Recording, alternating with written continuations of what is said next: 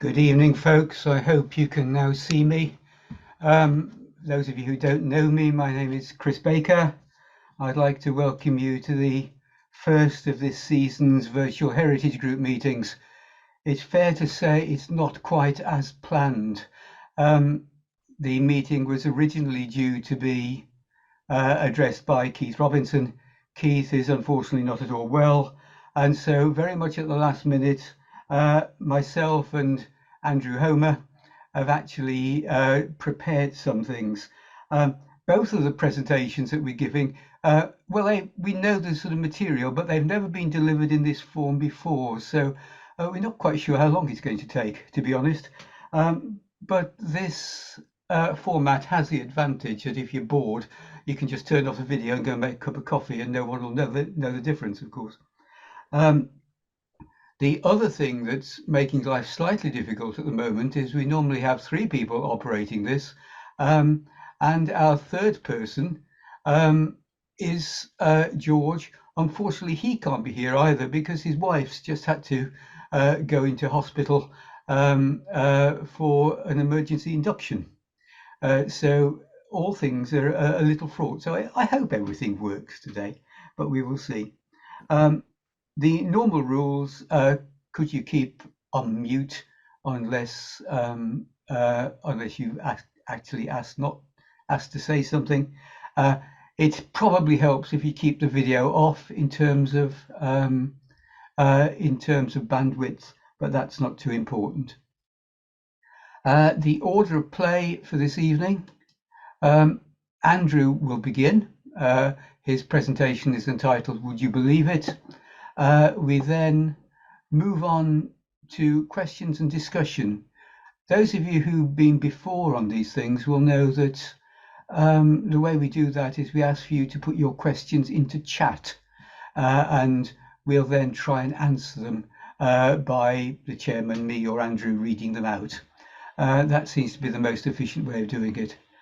I'll then take over A Policeman's Life, Samuel Hicklin, 1858 to 1924, more questions and discussion, and then we'll spend 10 minutes in what are called breakout groups, where we go into small groups. For those of you who wish, you don't all have to, you don't have to stay, and just to perhaps share what you thought of the evening politely, or say where you're from.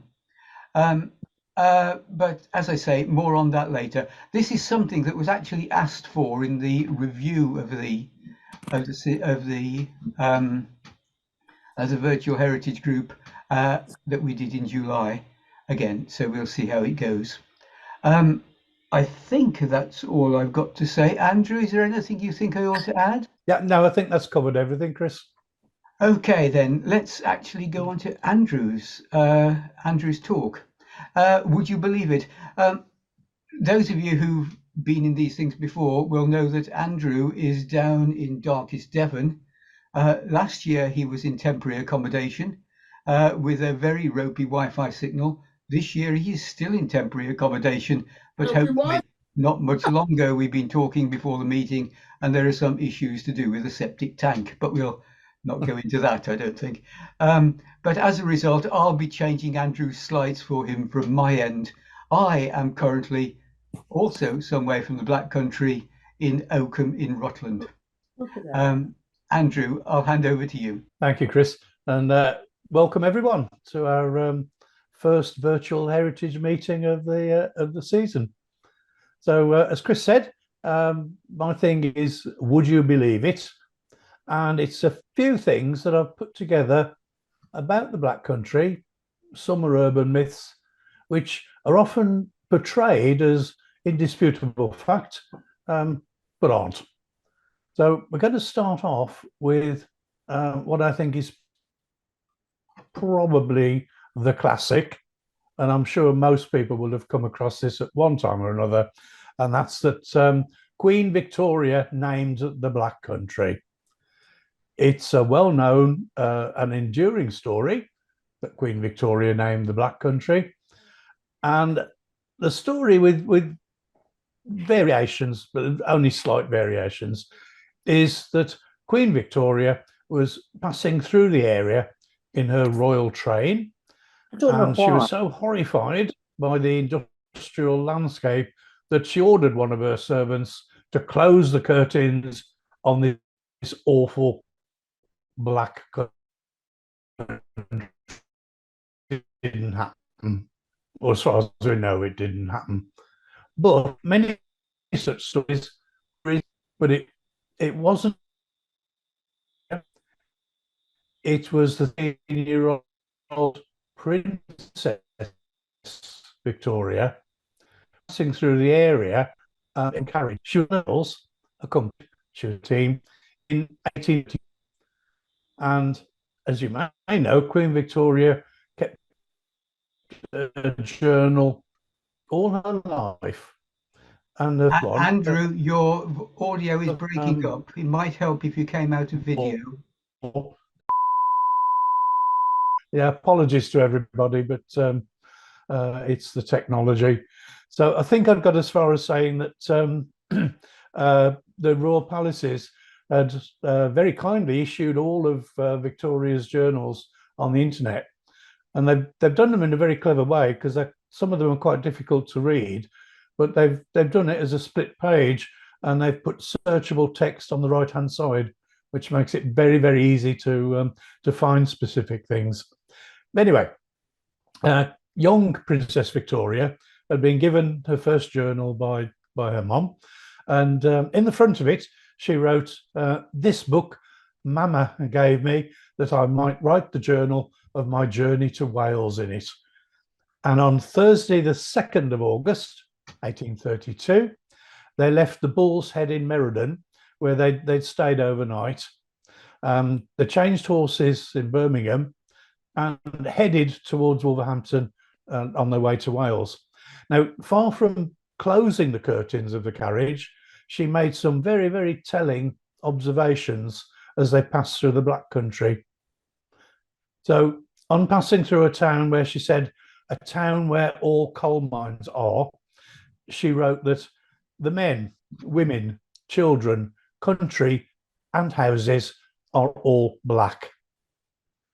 And as they drove on, she noted that the country continues black, engines flaming, coals in abundance everywhere, smoking, burning coal heaps, intermingled with wretched huts and carts and little ragged children. So, although she didn't actually name the Black Country, she did use the words black and country a couple of times in the sentences that she put in her diary. And I'm pretty sure that's where the story comes from, that Queen Victoria actually named the Black Country. Is my audio still okay, Yes, Chris? Yes, it's fine, Andrew. Fingers crossed then, fingers crossed. As a bit of an aside, the first known published reference to the Black Country, as far as I know, unless another one appears, was in the Staffordshire Advertiser on the 27th of November 1841, and it was in a report entitled "Reform Dinner at Lichfield," and the town clerk, Mr. Simpson, referred to, and I quote, "what was called the Black Country in Staffordshire, Wolverhampton, Bilston and Tipton." Note the inclusion of Wolverhampton there in the very first reference, which causes all sorts of arguments and indignation if Wolverhampton's mentioned. But that's perhaps another talk for another time and another story. Albeit with lowercase letters, the earliest that was lowercase letters, sorry, in the newspaper. But Black Country in capital letters first appeared in a novel, a book called Colton Green, A Tale of the Black Country in capitals, or A Region of Mines and Forges in Staffordshire, by Reverend William Gressley. Well, that was published a bit later. That was in 1846. If anybody knows any earlier references to the Black Country before 1841, I'd be very, very interested to hear about them.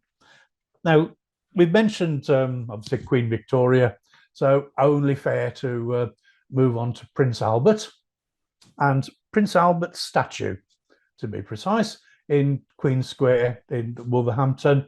I'm sure most people will know the Black Country nickname for the statue. It's the Man on the Oss. And Prince Albert, of course, died in 1861.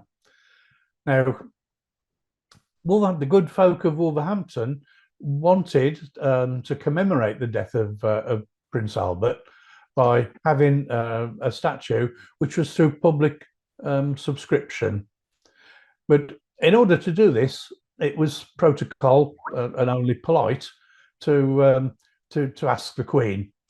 Now, they had picked a sculptor to do the Man on the Oss, and that was a chap called Thomas Thornycroft. He had already done a much admired sculpture of Queen Victoria on her horse, and it had been admired by both Prince Albert when he was alive and the Queen. I should say nothing to do with Colonel Thornycroft, who was an eccentric and interesting character in Wolverhampton. But again, that's maybe a story for another time. Now, Queen Victoria at this point had gone into deep mourning, and she'd done no public appearances whatsoever. Nobody in Wolverhampton expected Queen Victoria to turn up for the unveiling of the statue. But protocol again, it was necessary for a deputation to go to London, to go to the palace and formally invite the Queen, through her equerries, I presume, to come to Wolverhampton for the unveiling, fully expecting that she would very politely refuse. She didn't politely refuse. She said she would be more than happy to come.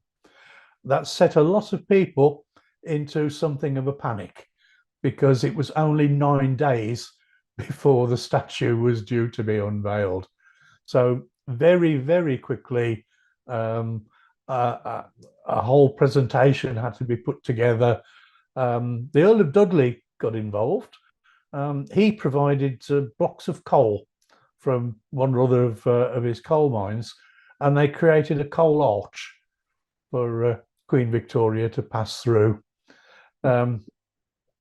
Apparently, the whole visit was a great success, considering they'd only arranged it sort of 9 days before, and the unveiling of the statue seemed to be a great success as well. However, after the statue had been unveiled, there was a local rumor and a local legend had it that the crowd had disapproved of the horse. Now, bear in mind, Thornycroft is known for his quality of horses, but on this occasion, according to the rumor, which became a legend, the crowd vehemently disapproved of the horse, and that Thornycroft was so devastated by this that he committed suicide the day after. That's the legend, that's the story. And I have seen that repeated a few times over the years. It is complete nonsense. It is a total myth. The horse is an excellent horse, and Thornycroft himself actually passed away through natural causes in 1885. I seem to remember reading this a few years back, and I believe it was Liverpool, but don't quote me, that exactly the same story, legend, myth, whatever you want to call it, had happened certainly in another city somewhere, and I think it was Liverpool, with exactly the same story, that the crowd had not liked the horse and Thornycroft had committed suicide. Well, he didn't.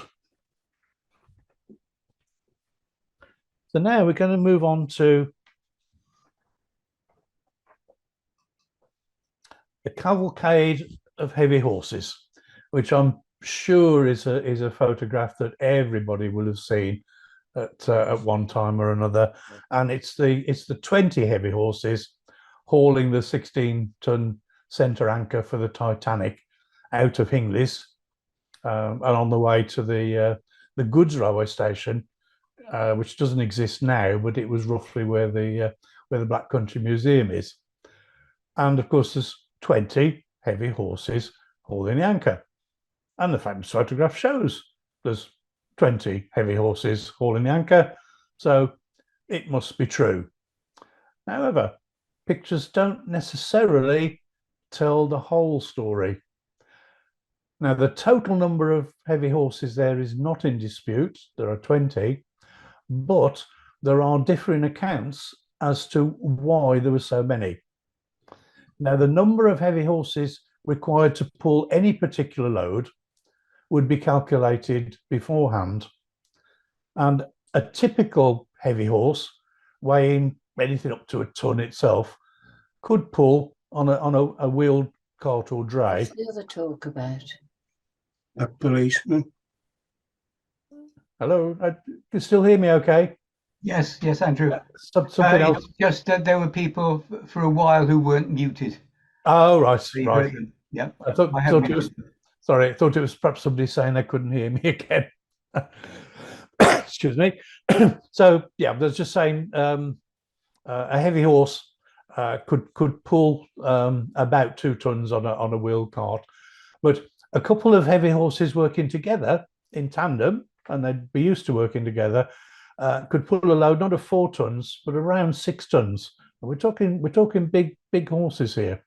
So for very heavy loads, it was quite usual to have teams of 8 horses if necessary, and even 12, but certainly not 20.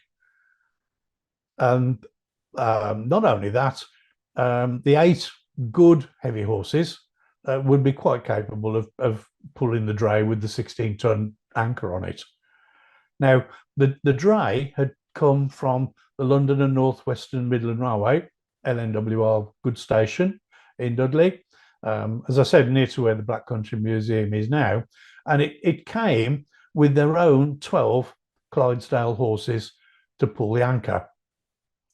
Now, I'm wondering if the name Ron Moss means anything to people listening.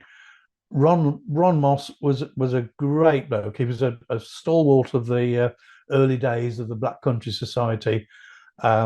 He wrote what I believe to be the definitive book on chain making and anchor making in the Black Country. He was a wonderful chap. He was a great friend to my father. I knew him quite well as well, and he was always more than happy to pass on his considerable knowledge to anyone who was interested. And he had a tremendous knowledge of chain making in the Black Country. Now, Ron had been fortunate enough to interview some Hingley employees. Obviously, they were old people when Ron interviewed them, but he interviewed some Hingley employees who were present on the day that the anchor left the railway station. Now, they said that a member of the Hingley family, one of the Hingley brothers, was there at the time, and he cast his eye over the 12 horses that had been supplied by the company and described them, and I'm quoting here, as poor specimens. And he said that any 8 of Hingley's own horses could easily pull the 16-ton anchor. Now, the Hingley family were renowned for taking great pride in their team of heavy horses. And we're talking about a period of time here where people are starting to use steam traction on the roads, but Hingley's had still got their team of heavy horses. And so those team of 8 horses, if you can show the next picture, Chris, this picture that's just coming up, this one is much rarer and it's not normally shown. This is a picture with Hingley's own 8 heavy horses, indeed pulling the 16-ton anchor. Now, the 12 horses that came with the dray had got to go back with the dray. So the decision was made to simply tie the 12 horses to the front of the 8 Hingley horses. And that's why it's a cavalcade of 20 horses. But it was actually the 8 Hingley horses that were required only to pull the 16-ton anchor. And that picture, the cavalcade of the 20 horses pulling the anchor, really is passed into Black Country legend. Now, I have to say, there are a few other alternative explanations as to the combinations of horses. Personally, I'll go with Ron. I absolutely believe that Ron had got to the bottom of it. And plus the fact that that was one of his own photographs with the 8 Hindley horses attached there. Now, the next one, I personally found it a bit surprising. I was doing some research for one of my earlier books, and I knew about the sculpture trail, which is on Dudley Number 2 Canal. I don't know whether anybody's had the chance to have a look at it. It's brilliant, and the metal sculpture is all done by a chap called Luke Perry, who was commissioned to make them. And there's 33 of these sculptures in all. And I must say that I'm a great admirer of Luke Perry's work. And he was working to commission.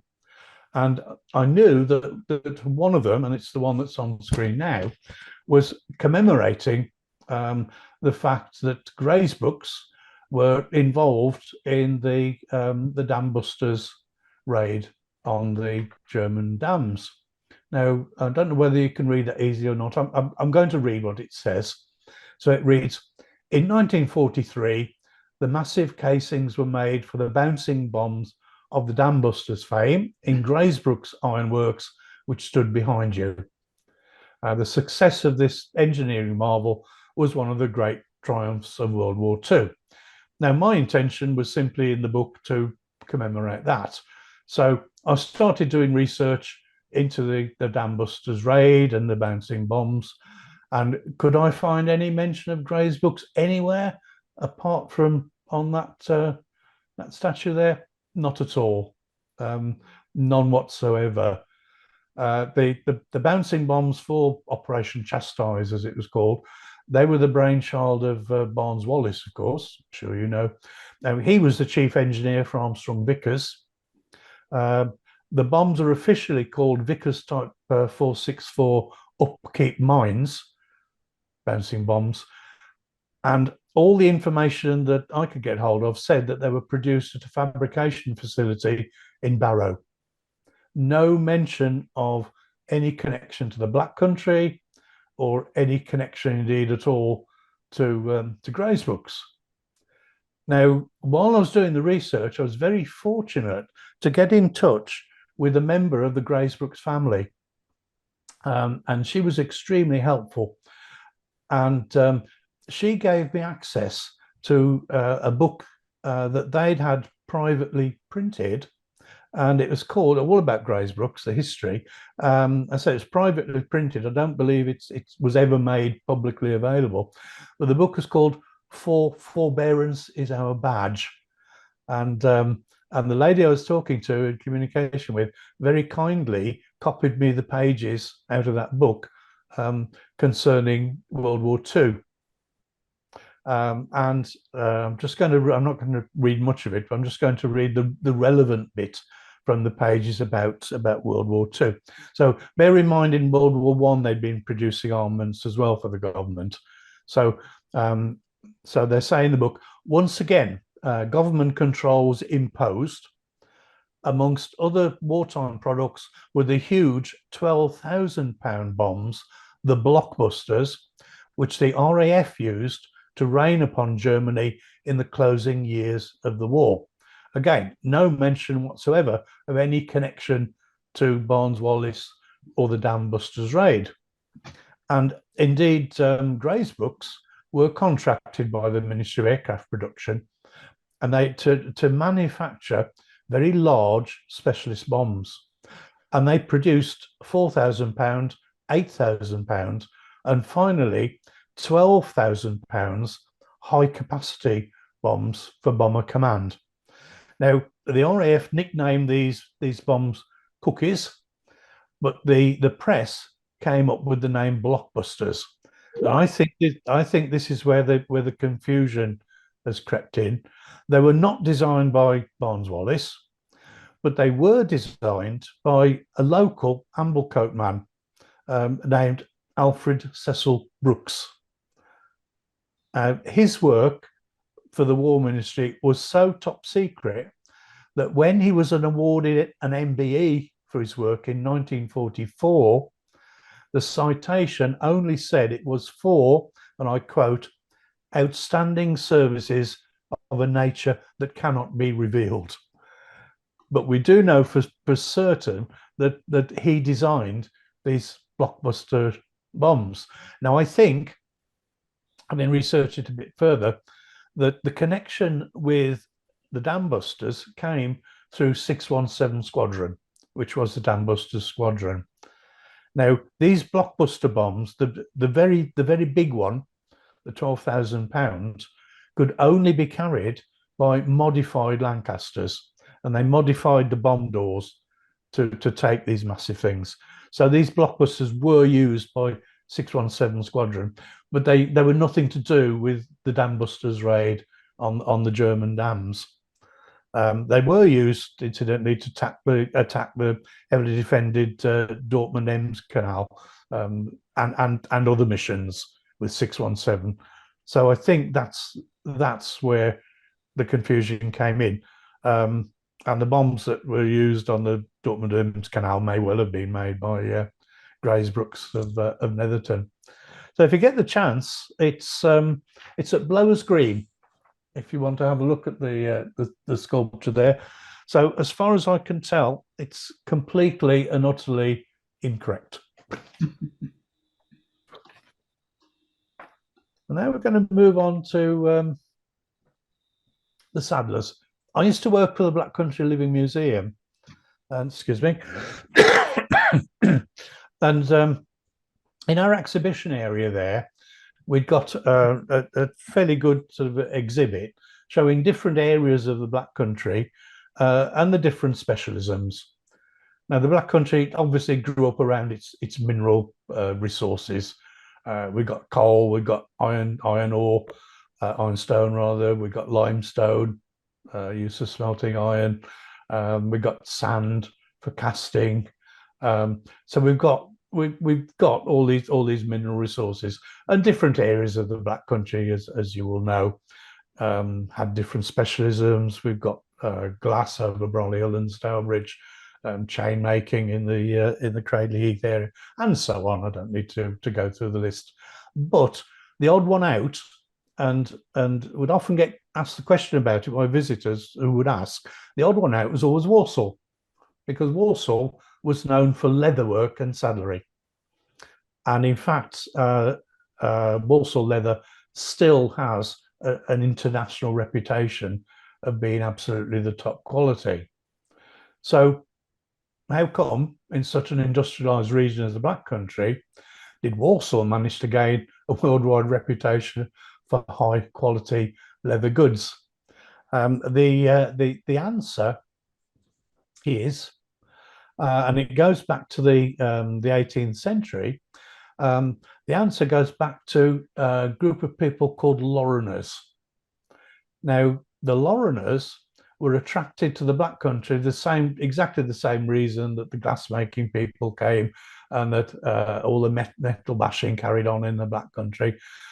They came here because they were responsible for producing all the metalwork that was needed for horse harness, and there's quite a lot of metal that's required in horse harness. So you've got all sorts of things. You've got spurs, you've got stirrups, you've got bits and buckles and other metal items. In fact, Chris has put up the photograph there, actually from the Black Country Living Museum, showing the kind of things that the Lorriners produced. And they needed the mineral resources in order to forge these parts. Well, of course, with them doing that, it was logical then for the leatherworking people to turn up, because they then would produce the saddles, etc. And that's why Walsall became particularly well known for its leatherworking.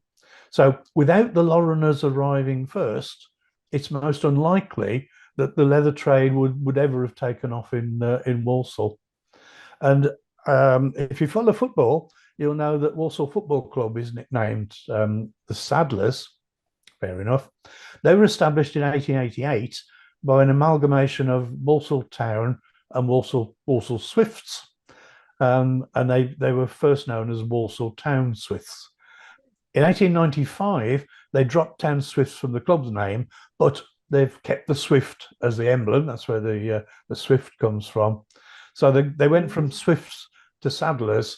But in my opinion, perhaps the nickname should really have been the Lorriners rather than the Saddlers.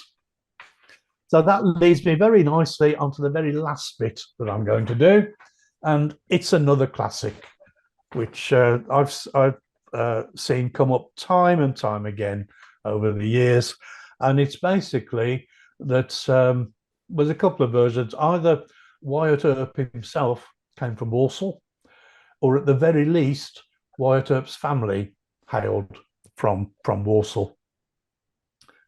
And another slight addition to that story is that they were saddle makers, which, as I was just saying, Walsall was renowned for, and so they naturally found plenty of work in America's Wild West. It all sounds very plausible. Unfortunately, it's not correct at all. It's quite easy if you do the research, because the West in America is such a big thing. It's very easy to actually trace Wyatt Earp's family right back. And because I was including this in again one of my other books, I actually did this. It's quite easy to do. So Wyatt Earp was actually Wyatt Berry Stapp Earp, to give him his full name. He wasn't born in Walsall, of course he wasn't. He was born in Monmouth, Illinois. His parents were Nicholas and Virginia Earp. They were also born and raised in America. Not only that, but the Earp family in America can be traced right back to 1656, when Thomas Marion Earp was born in County Armagh, Northern Ireland, and he went over to America as an indentured servant at that period of time. And Earp is actually Harp. It's actually a corruption of Harp, Earp. So Wyatt Earp himself, of course, was at various times he straddled both sides of the law. He was involved with brothels, saloons, gambling, as well as being a lawman. His legendary status, though, is partly thanks to a biography written by a chap called Stuart N. Lake in 1931, as late as that. Of course, he's appeared in numerous books and films. Good Fight at the OK Corral, of course, is most famous for, which took place on 26th of October 1881 in Tombstone, Arizona.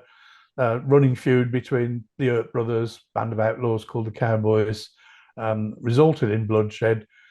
Town Marshal Virgil Earp, with deputies Wyatt, Morgan, together with their gambler friend Doc Holliday, faced off against Ike Clanton and 5 cowboys. In the gunfight, said to have lasted less than a minute, Ike Clanton and 2 cowboys escaped unharmed. Ike's brother Billy, together with Tom and Frank McClory, lay dead. Wyatt Earp got away unscathed. Most of them were not unscathed. So the gunfight did nothing to end the feud with the cowboys, but obviously helped to create the legend of Wyatt Earp.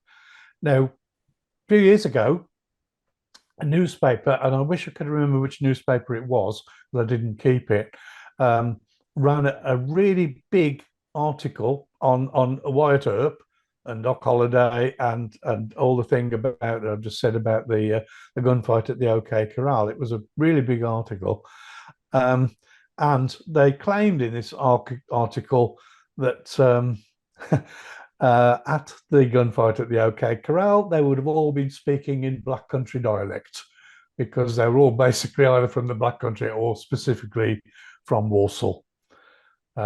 Absolute rubbish, I'm afraid. If there are any connections, and there are, I'd have to say there are a lot of Earps in the Walsall.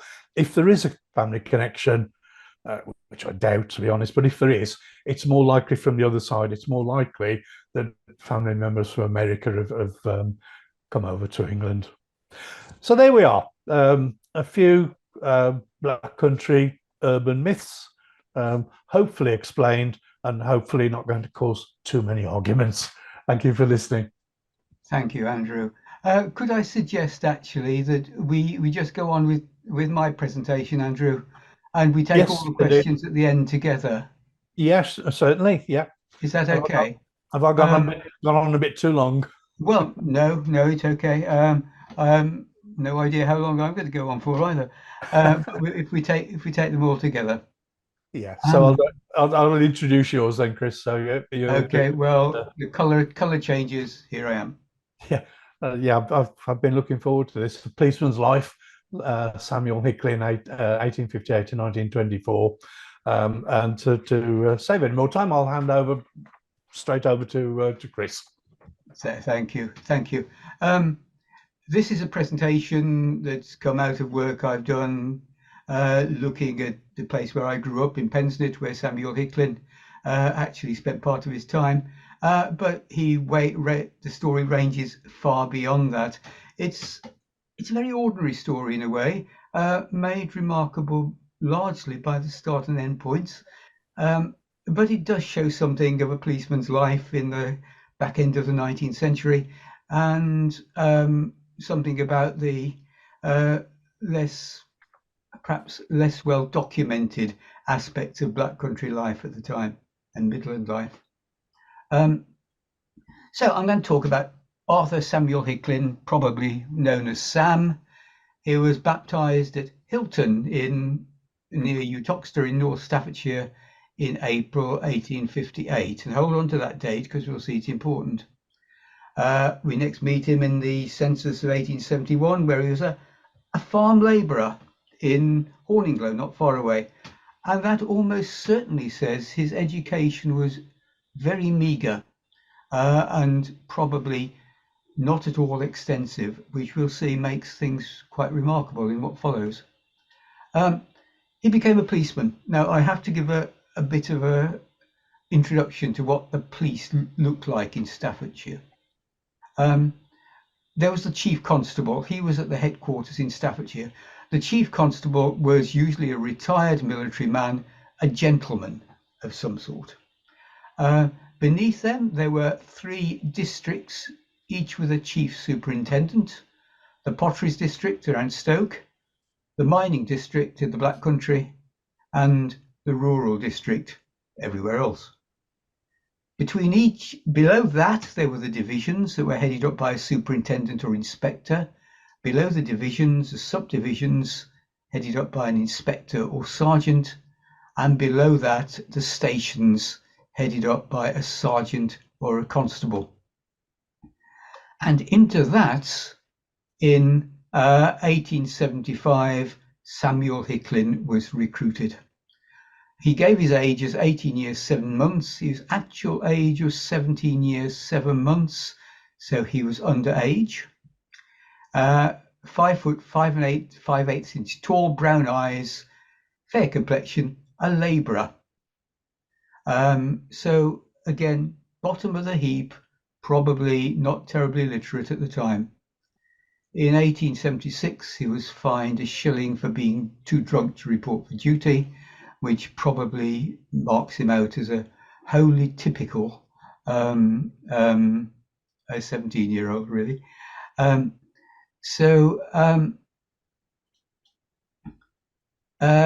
1876, he became a constable in the mining district in the Brierley Hill division, get this, the Blackheath subdivision, and at Tividale station. And that was where he first came into the Black Country. And his life in Tividale was pretty much the same as any other any other young constable. We first read of him in the press when we read of Isaac Fisher, who was charged with being drunk on the 25th of the month and pleaded guilty, with Police Constable Hicklin proving the case, and the defendant was fined 5 shillings with costs. And that was Sam Hicklin's life, basically dealing with drunks. He also appears in the press as having apprehended furious cart drivers, children stealing coal, a bit more of that later, and something that was to become something of a trademark of his, bringing publicans to court for selling out of hours or for encouraging drunkenness. And perhaps the high point was when he actually got a successful prosecution on Joseph Evans and Benjamin Baker for shooting ducks on the canal. Big crimes there. But perhaps the most important thing to happen during his time at Tividale was he married Eliza at Oldbury Church. She was the daughter of a boat builder, Eliza Taylor, on Braid Hill Locks, and there you can see Braid Hill Locks. The cottage isn't there anymore. He gave his age as 20, although he was actually 19 at the time. By late 79, he was a constable in the mining district, Briley Hill Division, Briley Hill Subdivision, at the Pensnett station. This is where I first came across him. And these aren't pictures of Sam Hicklin or the house where he lives, but they would have been typical houses. The house, for those of you who know the area on common side as a police house, would have looked something like that. And the constable's uniform that we can see there. So he and his family lived in a house like that with another constable lodging with him. And his career continued in much the same way, he declaring he was older than he was in the 1881 census. In 1880, he was instrumental in apprehending a group of coal pickers. People in those days, very poor folk, used to pick coal, steal coal, mainly from the Earl of Dudley's mines tips in the Wallows area. And Hicklin and another constable conceal themselves in behind bushes or something in the area and jumped out and caught 26 people, ranging from 11 to 61, and they were fined between £half a crown and 5 shillings, or given 7 to 14 days in prison. Ambivalent here about what I feel by this. These people were desperately poor. Hicklin and the constable were being effectively agents of the Earl of Dudley in this, but perhaps a sign of society at the time. Coal pickers at the time, we know in the area, sort of operated a consortium, so that they put in a bit of money into the kitty, and when they were caught and fined, the fines were paid for out of the kitty, and they just went back and did it again. One rather heartbreaking thing was, we read in the press, the charge against Mary Angel, 13, a deaf and dumb girl, was withdrawn. So we can see the sorts of things that went on at the time, indicative, I think, of the poverty of the area. But as I said, Hicklin made his trademark crime was to do with publicans and pubs. Almost as soon as he arrived in 1879, on Christmas Day, he dragged the landlord of the Samson and Lion out because he argued they were still serving after 3 o'clock that afternoon, half an hour later than should have been the case. The whole case hinged upon whether or not his watch was correct or the landlord's clock was correct. And the report says that the case was dismissed because of the landlord's respectability and the fact there seemed to be no intention to remain open, and you got the definite impression that they thought Hicklin was being a bit of a pain. But not long after that, he was hiding outside the High Oak pub at 2 o'clock on a Sunday morning, as you do, and saw a group of women coming out from the house to collect ale from the pub and to take it back.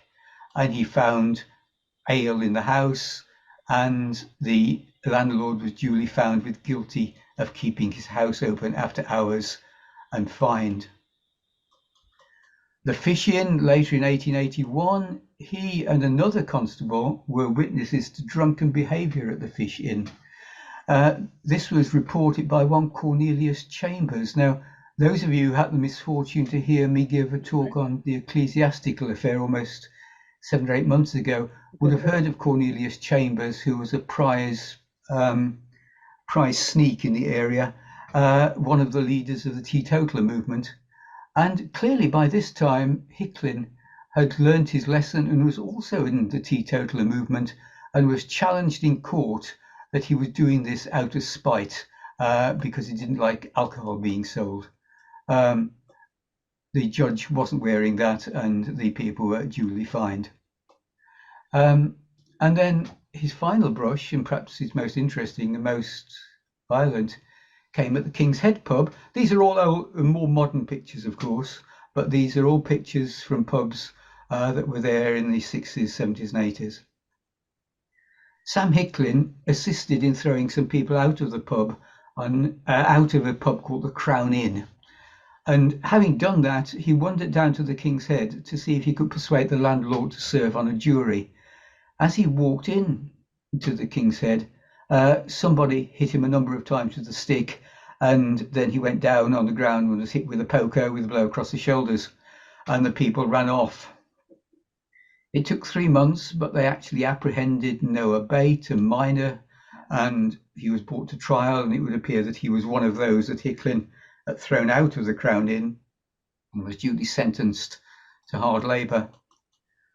But on his way to Stafford, to the prison, Bate was heard to say by the accompanying policeman that he would do for that Hicklin when he came out, and he was further charged with threatening behaviour and bound over to keep the peace, and something was added to his sentence. Now, clearly, Noah Bate wasn't the sharpest knife in the block, but it does show something of the underlying violence of the area at the time. I think the one thing I've noticed on the Black Country Society website, there's a glossary of Black Country terms. And just as perhaps you might expect for Eskimos, who apparently have 40 or 50 words for snow, there are a huge number of words on that Black Country glossary for hitting people, hurting people, thumping people. And I wonder perhaps if that reflects the common practice of the area. Maybe, maybe not. But Hicklin prospered, his career continued. In 1884, he moved back to the Potteries. 1891 again, he declared his age. He was probably by now more than a little afraid as he went up the ladder of being found to be an underage constable. And so he went to Braidley Green, and in Braidley Green again, he was sort of working as a sergeant to rather more high-profile cases, some quite distressing ones. Emily Poole of Hanley was apparently very badly mistreated by her stepmother, Priscilla Poole, and it came to court with Hicklin prosecuting. Emily was about 20 but looked much younger, and she'd been repeatedly beaten, left unfed, very little clothing, and she was often required to work naked around the house. The neighbours took pity on her and gave her some clothes, but the stepmother pawned these.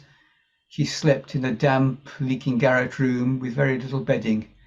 Hicklin, giving evidence, said he would rather sleep in the open air than in such a room as that. Priscilla was duly brought to justice and imprisoned.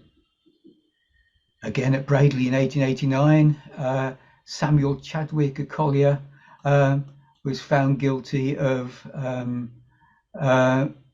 being disruptive in public.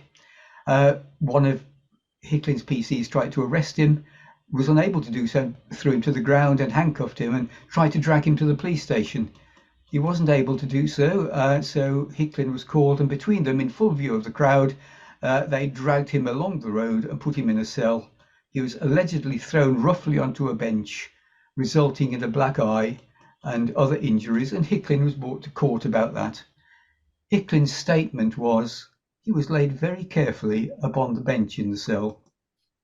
I don't think the magistrate believed him for a moment, but he conferred with his colleagues and decided in favour of the police, which I think, again, is a sign of the times. Go into message. From there, from the Potteries, Hicklin moved to Burton in the rural division, Burton-on-Trent station. And there he was now an inspector, going up the scale, doing very well for himself. And again, he sort of disappears from view at this point because he wasn't junior enough to appear in court. So we don't read of him that much in the press. And neither was he senior enough to have really a public role. But once or twice we find him arresting a travelling fraudster who pretended to be an old acquaintance of a number of leading first-class cricketers, trying to get money from them. And in 1892, rather wonderfully, apprehending a thief at a shop by comparing a suspect boots with a print at the crime scene. An absolute classic there. It did really happen. Then a brief sojourn back in Tipton. Very short time. I think this must have been a short-term secondment. And basically what he seemed to do there was one thing.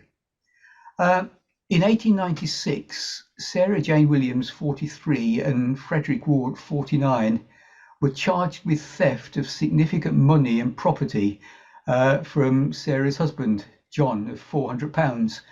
And they then eloped via Liverpool to the United States. There was telegraph, so they knew they were on board. Hicklin was entrusted with sailing to the United States in their pursuit and received them into custody on board the Bengaland in Washington Docks, Philadelphia, and as I read it, came straight home without setting foot on US soil. And I think perhaps his reason for being seconded to the Tipton station was so that he could actually undergo that trip as someone reasonably responsible. But see where he's got to. By now, he's quite responsible. He must be very literate. He's got a lot of administrative work. So somehow he's acquired that over the course of his career. In 1896, he went back to Burton. And there we have a photograph, an interesting photograph, because this photograph on the Burton-on-Trent Burton-on-Trent history website states it's the inspector who states that the inspector had just come into Burton, but he refers to him as the inspector who actually succeeded Hicklin many years later. And if that's the case, then the photograph is wrongly dated. If it's not the case, if the photograph is correctly dated, then that's our first picture of Sam Hicklin. And you can see what a police station would have looked like. The inspector or and superintendent with his mounted constables behind him. So that may or may not be Hicklin.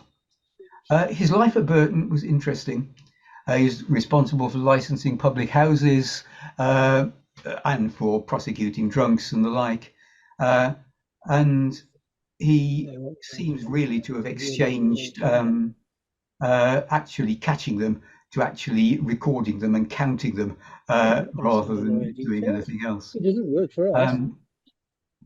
He attended football matches, including kicking off charity football matches between Burton and Lichfield Police, organising inspections, attending funerals. He was a public representative. That didn't stop him being active.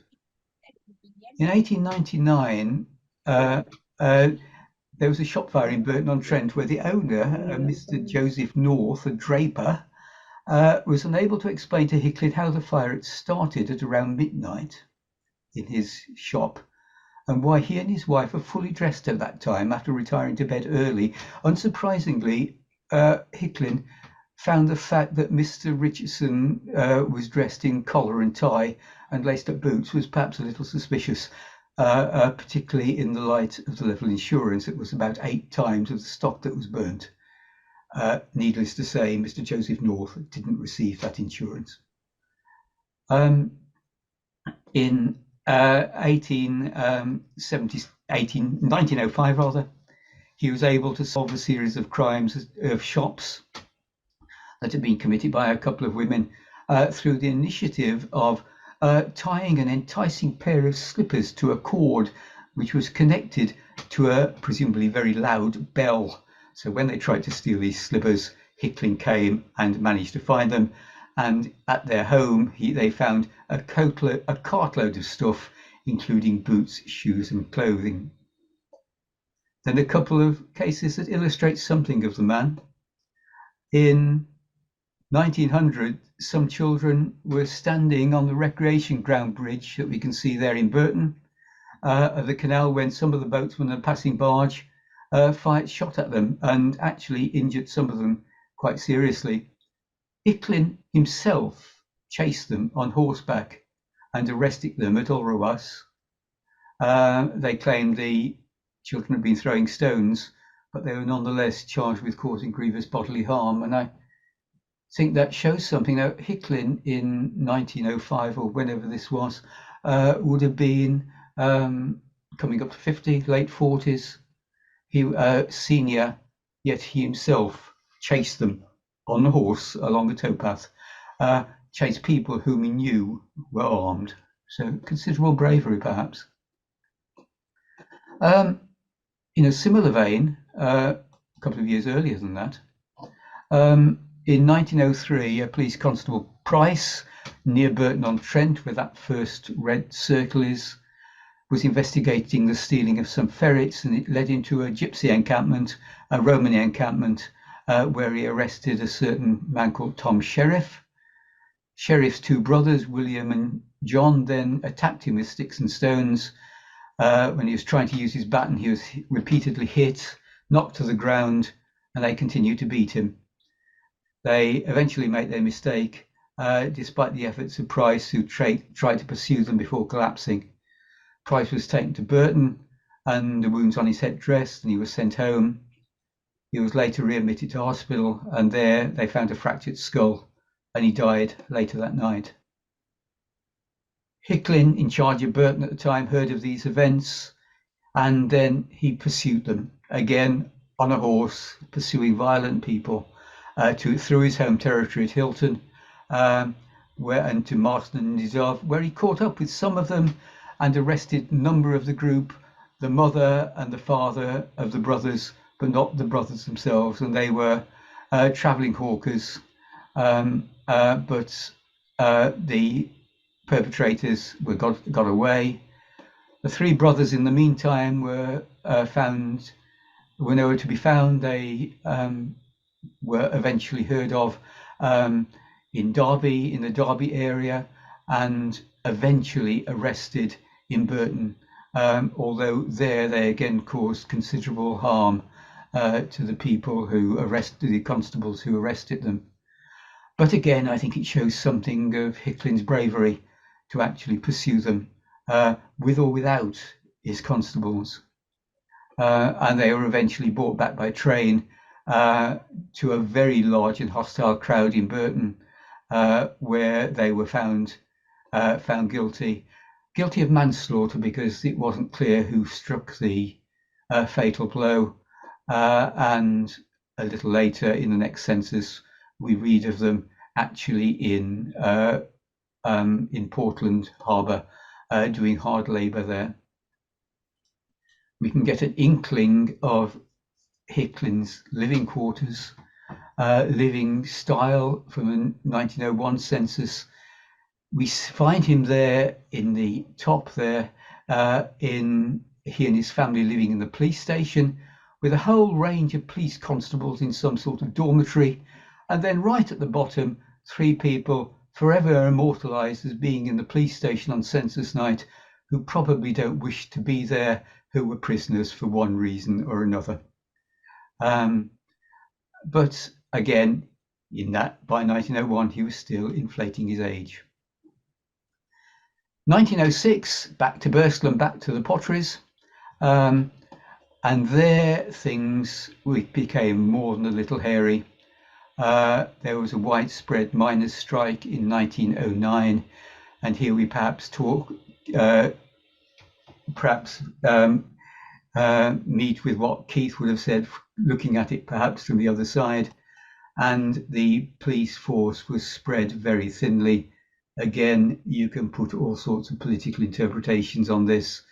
The police force doing the master's bidding, trying to keep order, and against people who really did have a very good case.